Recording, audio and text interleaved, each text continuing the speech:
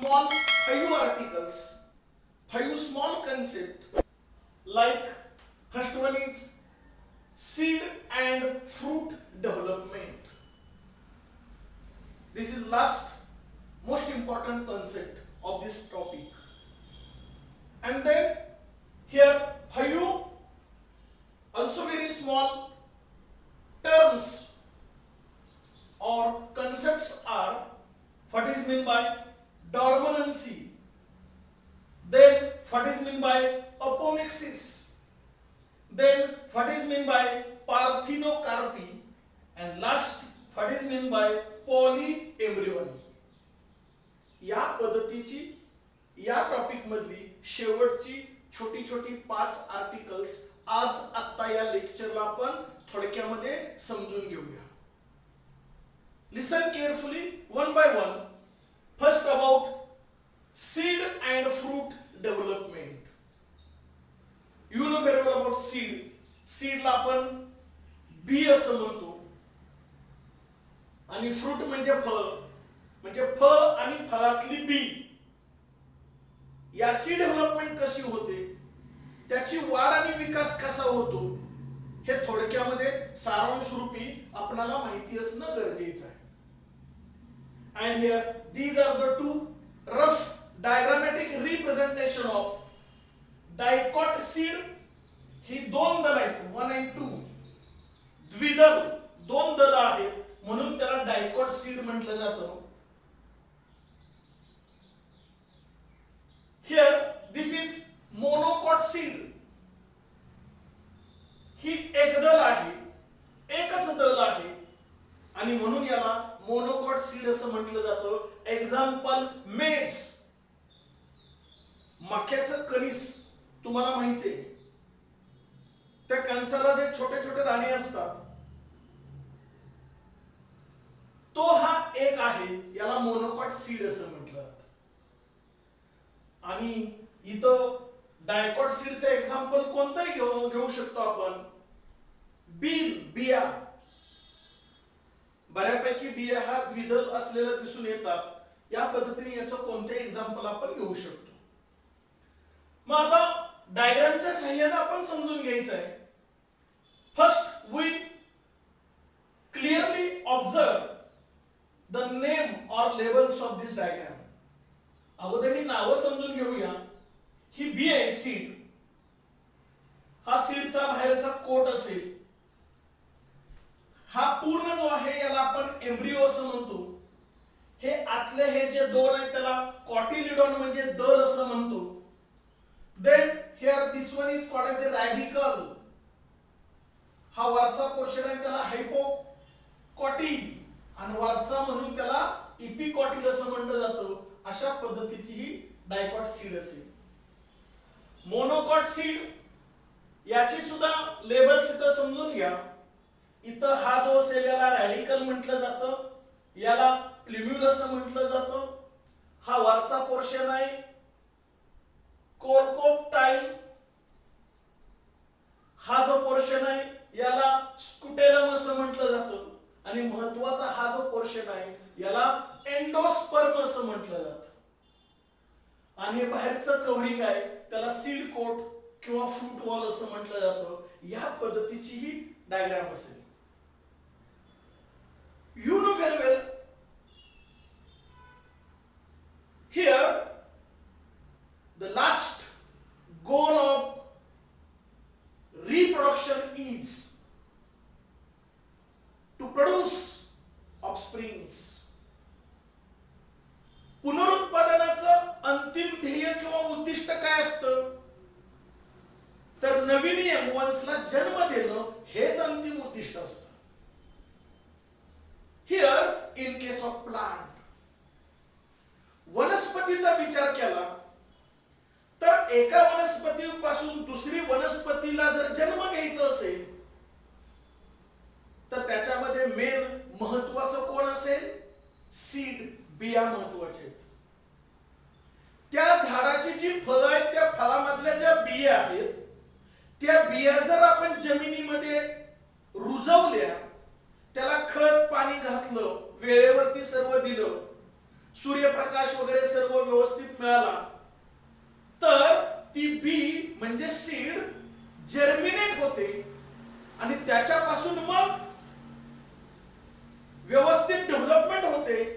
आणि मग प्लांट विकसित होते, ती वनस्पती किंवा झाड येते. ही प्रक्रिया तुम्हा सर्वांना न शिकवता सुद्धा माहिती आहे.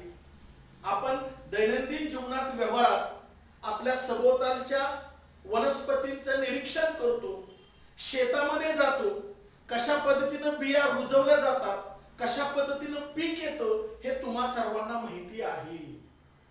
अनुभवातून माहिती आहे, निरीक्षणातून माहिती आहे, प्रत्यक्ष कृती सुद्धा काही विद्यार्थ्यांनी तुम्ही केली असेल. Hence you know very well about seed and how plant is develop. हे तसं बेसिकली तुम्हाला माहिती आहे.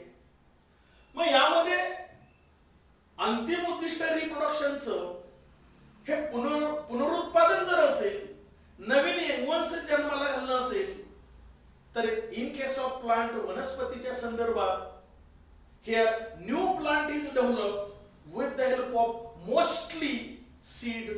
त्यामध्ये बीचा फार महत्वाचा रोल आहे.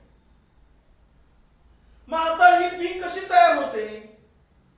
You know very well. Suppose this is stigma, this is style and this one is ovary.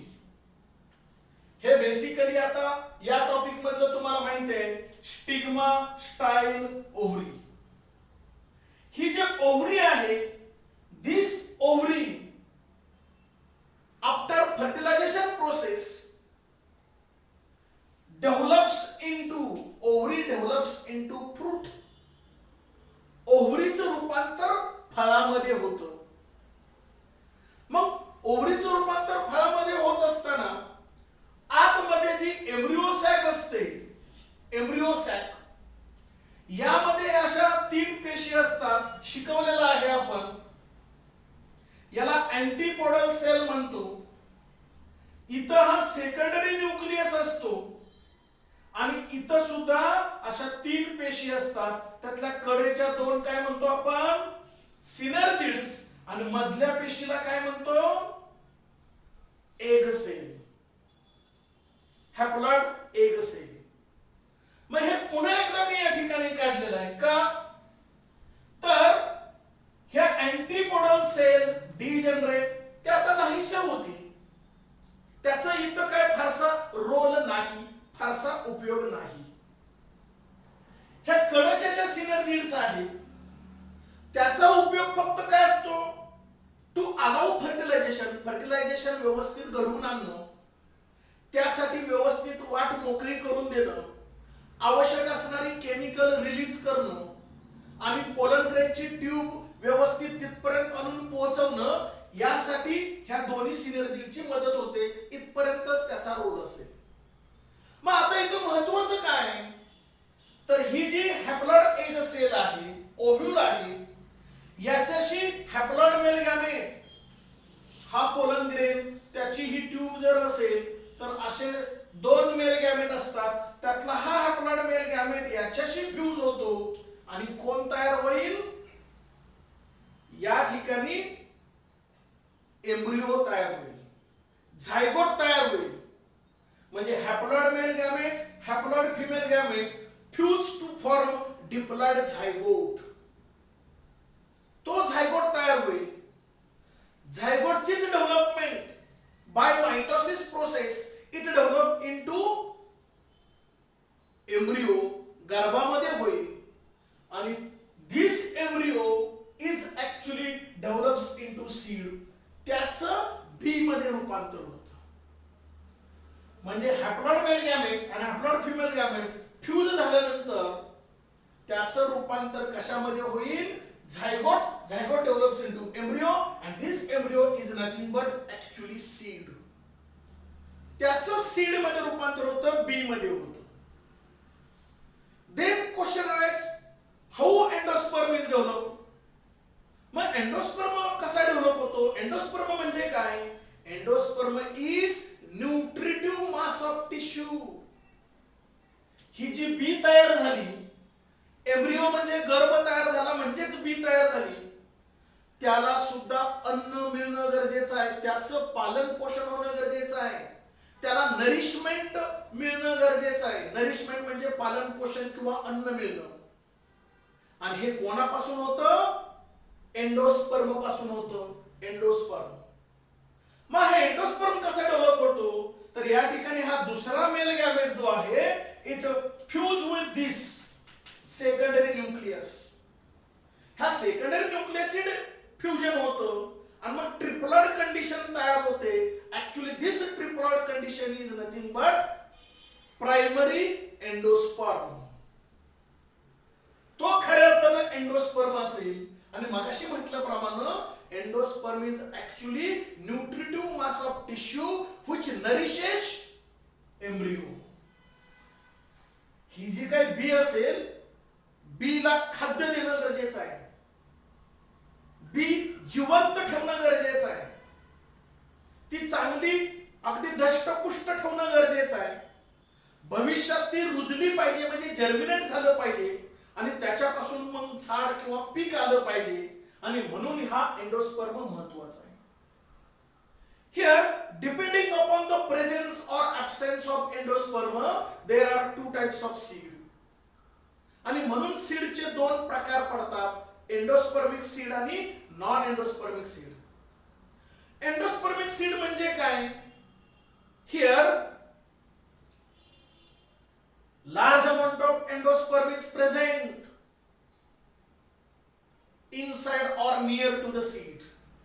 बी मध्ये किंवा बीच्या कडेला एंडोस्पर्मचं प्रमाण जास्त असतं, खूप असतं. त्याला म्हणायचं एंडोस्पर्मिक सीड. एक्झाम्पल ही पहा, मेज, मका, कॅस्टर, कोकोनट ही मेन एक्झाम्पल आहेत एंडोस्पर्म जास्त असलेली. इफ और when endosperm is present in large amount, जास्तीत जास्त प्रमाणात एंडोस्पर्म असेल तेव्हा त्याला कोणती बी म्हणायचं? Endospermic seed.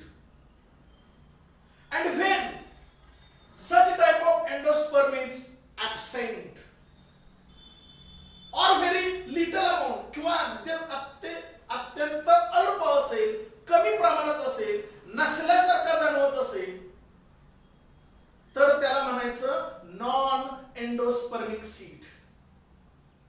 त्याला काय म्हणायचं? Non endospermic seed. Example beans. मग असं का होतं? Some seeds absorb all endosperm. काही बिया हा endosperm nutritive mass of tissue पूर्णपणे शोषून घेतात. स्वतः बिया आपल्यामध्ये शोषून घेतात. Hence endosperm is absent. म्हणून एंडोस्पर्म ऍब्सेंट असतो. आणि एंडोस्पर्म ऍब्सेंट असला की त्याला काय म्हणलं जातं? Non endospermic seed. Example all beans, बिया. त्या एंडोस्पर्म स्वतःमध्ये शोषून घेतल्यामुळं त्या अशा गुबगुबीत बिया दिसतात, फ्लेशी बिया दिसतात. त्याच्यामध्ये न्यूट्रिटिव्ह मास ऑफ टिश्यू आलेला असतो, पोषक घटक आलेले असतात. म्हणून बी अत्यंत व्यवस्थित राहते, चांगली राहते. म्हणजे या पद्धतीचं डिपेंडिंग अपॉन द प्रेझेन्स और absence of endosperm there are two types of seeds, endospermic आणि नॉन एंडोस्पर्मिक सीड. या पद्धतीनं सीडची डेव्हलपमेंट होते. मग सीडची डेव्हलपमेंट ही कोणामध्ये होते? फ्रूट मध्ये. पहिल्यांदाच मी सांगितलं ही जी ओव्हरी आहे, ovary lastly develops into fruit. आणि तो बाहेर जे इंटिग्युमेंट्स असतात, आउटर अँड इनर, ह्या इंटिग्युमेंट पासून फळाचं वरचं कव्हरिंग म्हणजे पेरिकार्प तयार होतं. आणि ही ओव्हरी तयार होत असताना ही जी बी तयार झाली, ती बी पासून हार्मोन्स रिलीज होतात to form favourable condition for the development of ovary, fruit. Fruit तयार होण्यासाठी एक फेवरेबल कंडिशन तयार व्हावी म्हणून आतली जी सीड आहे बी, त्याच्यापासून हार्मोन रिलीज होतो. आणि मग हे इंटिग्युमेंटचं रूपांतर त्या फळाच्या वरच्या सालीमध्ये, कव्हरिंग मध्ये होतं. आणि मग अशा पद्धतीने एक चांगलं वेल डेव्हलप्ड फ्रूट म्हणजे फळ तयार होतं. या पद्धतीचं फळ आणि म्हणजे फ्रूट आणि सीड डेव्हलप होत असते. You know very well each and every seed have a small opening. छोटं ओपनिंग असतं, एकदम मायक्रोस्कोपिक, सुईसारखं. सुईचं जे टोक असतं तसं सूक्ष्म एक छिद्र असतं, called as a micropyle, from which water air is absorb during soaking condition. जेव्हा आपण ह्या बिया पाण्यामध्ये भिजवतो किंवा रात्रभर भिजत ठेवल्या तर दुसऱ्या दिवशी त्या बिया फुगलेल्या दिसतील, कारण त्या बी मध्ये पाणी पूर्णपणे शोषून घेतलं जाईल, फुगलेला आकार दिसेल. या पद्धतीनं ह्या बियांना सूक्ष्म एक छिद्र सुद्धा असतं, म्हणजे त्याच्यामध्ये पाणी वगैरे हवा सर्व काही शोषून घेतली जाईल आणि मग फेवरेबल कंडिशन होईल. आणि त्याच्या पुढची स्टेप असेल जर्मिनेशन, म्हणजे त्याच्यापासून मोड वगैरे येईल, प्ल्युम्युल रॅडिकल वगैरे ते व्यवस्थित डेव्हलप होतील, त्याला मोड येतील. जसं की आपण घरामध्ये मटकी भिजत घालतो, दुसऱ्या दिवशी पाण्यातून काढतो आणि नंतर कापडामध्ये बांधून ठेवतो, नंतर त्याला चांगले मोड येतात, प्ल्युम्युल रॅडिकल डेव्हलप होतात, म्हणजे जर्मिनेशन होतं. लक्षात आहे, या पद्धतीचं सेम बी पासून पिकं किंवा झाडं येत असतात. हा बेसिक कन्सेप्ट तुम्हा सर्वांना माहिती आहे. Then here next concept, dormancy. Dormancy it is also called as a incubation period. याला इन्क्युबेशन पिरियड सुद्धा म्हटलं जातं. झुलॉजीत तो शब्द वापरला जातो, इन्क्युबेशन पिरियड. मराठीमध्ये त्याला सुप्त अवस्था असं म्हटलं जातं. सुप्त अवस्था म्हणजे neither positive nor negative. Positive सुद्धा नाही, निगेटिव्ह सुद्धा नाही, न्यूट्रल अवस्थेत सुप्त अवस्था असते. याला खऱ्या अर्थानं डॉर्मिनन्सी किंवा इन्क्युबेशन पिरियड असं म्हटलं. Actually this condition is present in all types of seed. प्रत्येक बी मध्ये अशा पद्धतीचा कन्सेप्ट असतो. म्हणजे उदाहरणार्थ पाऊस पाणी अगदी व्यवस्थित आहे, ऊन वारा व्यवस्थित आहे आणि आपण बिया अशा पेरल्या, शेतामध्ये पेरल्या, तर सगळ्याच बियापासून लगेचच पिकं येतात, लगेचच झाडं येतात असं नाही. काही बिया लगेच 10 दिवसात 15 दिवसात जर्मिनेट होत नाही, त्याच्यापासून पीक किंवा झाड येत नाही.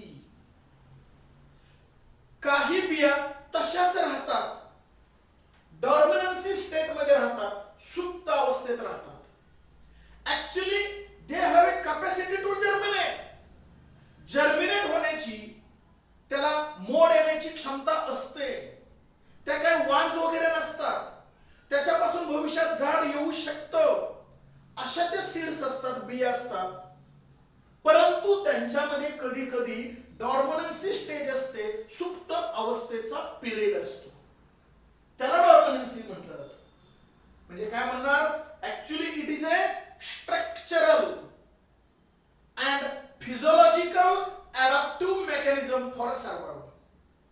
स्ट्रक्चरल म्हणजे रचनात्मक, अँड फिजिओलॉजिकल म्हणजे कार्यात्मक, फंक्शनल. रचनात्मक आणि कार्यात्मक. अडॅप्टिव्ह मेकॅनिझम थोडासा त्याच्यामध्ये काहीतरी बदल झालेला असतो, अनुकूलन झालेलं असतं.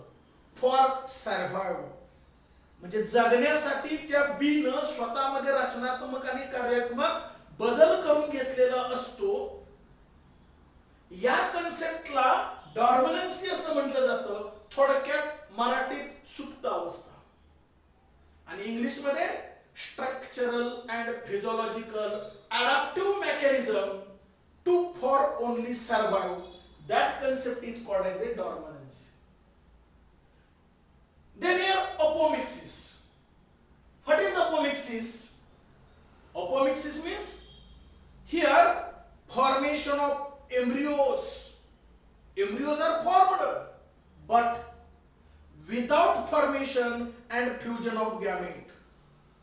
गॅमेटच तयार होत नाही. गॅमेट तयार होत नाहीत म्हणजे त्या गॅमेटचं फ्युजन पण होणार नाही, याचा अर्थ असेक्सुअल रिप्रोडक्शन होईल. आणि या असेक्सुअल रिप्रोडक्शनच्या मेथडनं एम्ब्रियोज तयार होतात. या प्रक्रियेला अपोमिक्सिस असं म्हटलं जातं. Again listen, here embryos are produced, but without formation and fusion of gamete, that is nothing but by the method of asexual reproduction. Such process is called as a apomixis. एका वाक्यात embryo तयार होतात, पण मात्र asexual मेथडनं तयार होतात.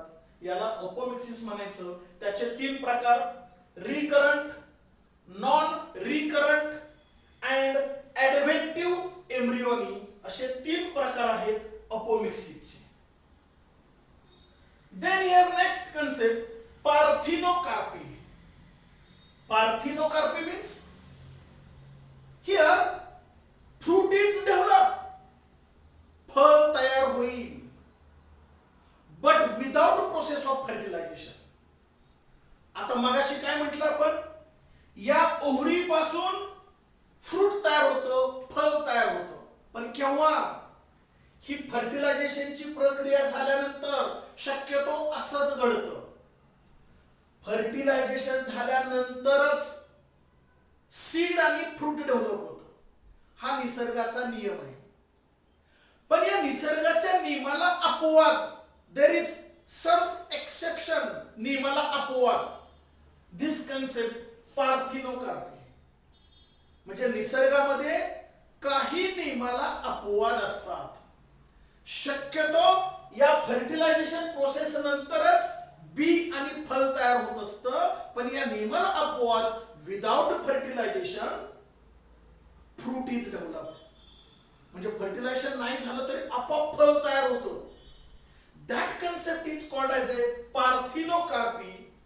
And such concept first discovered by scientist Noll, NOLL, scientist Noll in 1902, 1902 साली scientist knoll यानं हा पार्थिनोकार्पी कन्सेप्ट पहिल्यांदा शोधून काढला.